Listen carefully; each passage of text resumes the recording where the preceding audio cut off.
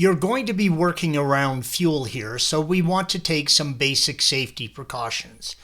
Always work in a well-ventilated area free from any source of ignition, and this includes incandescent shop lights and things like hot water heaters.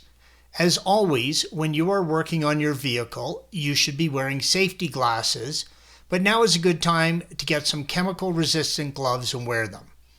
Most importantly, have a fully charged and properly rated fire extinguisher handy and know how to use it. You want the vehicle to be stone cold and depressurized. I would recommend letting it sit overnight. There will be a small amount of fuel that spills out, so be prepared to catch it and dispose of it correctly. With the vehicle stone cold, open the hood and remove the engine cover. It just pulls straight up and off. The low pressure sensor is located in the center of the intake manifold and indicated by the red arrow. You are going to want to move the plastic hose out of the way so you can get a wrench on the sensor. These hoses get very brittle over time from heat, so use care.